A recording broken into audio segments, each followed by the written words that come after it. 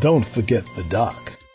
Several network participants recently called into Dr. Rick Wright's Old School Sundays radio show. Check this out. Let's take a run to Boston, Massachusetts. Make a run to the Berklee School of Music and find the genius of the music business. Syracuse University graduate and law degree from Case Western Reserve in Cleveland, Ohio. Mr. John Kellogg. How you doing, John? I'm doing fine, Doc Wright. How are you doing today? So the music industry is fighting royalties and money and copyright and everybody trying to download and they don't know what to do with the new technologies. But what's your word this week? Well, there's other controversy in the music business this week, Doc Wright. And here's your Biz Report, 106.9 listeners, a report on the business behind the music, because everybody knows somebody in the music business. Well, Doc, you know, the Grammys went off pretty smoothly last week, except for a couple of controversial things. The first thing I'm going to talk about, and you might have seen this, you should have seen everyone jump out of their seats at the Grammy Awards, Doc Wright, when Al Green smoked Justin Timberlake when he tried to outdo him on the high notes on their duet of Let's Get Together. Did you have a chance to see the ceremony? I caught the whole ceremony, man. You know, the young generation needs to just sit back and learn before Absolutely. they try to emulate a genius and a legend like Al Green, man. Yes. That's exactly right. It seemed like they tried to pair some young artists with older artists, but when Justin Timberlake tried to hit and outdo Al Green hit two high notes that just blew him out of the water. Each time the crowd roared and bowed down to the legendary Reverend Al's vocal prowess.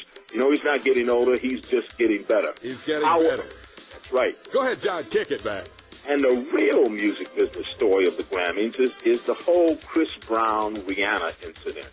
As you know, Chris was charged with a felony threat and may catch additional charges of assault once all the evidence is in.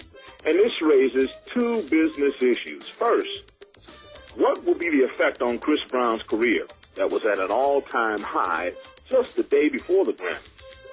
Will the fans forgive and forget? If he's charged, pleads, or is found guilty of a crime, will he serve time? Will his fan base stay intact if he's off the scene for a while? It was reported that some stations already pulled his music after the incident. Will he be the target of women's rights groups' protests at his live shows? Well, it's unfortunate because he had real long-term star potential, but I've got to believe that this will hamper his long-term career opportunities. You know, it's hard enough staying at the top when everything is going right. Yes. But to have this type of situation occur, I'm sure will alter, if not halt, his meteoric rise to the top. Well, I tell you, one of the things, John, we have to teach young musicians that when you're in the spotlight, remember you're in the spotlight, and it is not business as usual. Correct. And, of course, yes, and, of course, one of the key things about our life, man, we build you up to tear you down, right? Well, absolutely, yeah, but, you know, the crime, if he's guilty of that crime, it's a horrible crime, and he's going to have to pay for what happened if he's found guilty. And secondly, what will happen to his endorsement contracts with Wrigley Gum and other sponsors? Everything's going to disappear, man. I can tell you that right now. That's right. What I'm talking about with regards to artists who get big, and it seems like in this life, with all the technology and all of our media delivery systems, we're trying to find a way to, end it after you get on top, man. But that's right. a big-time story, isn't it?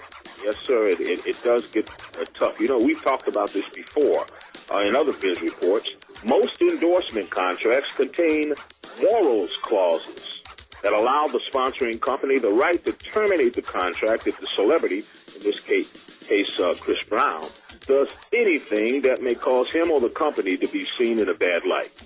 Now, of course, certainly assaulting your girlfriend would qualify.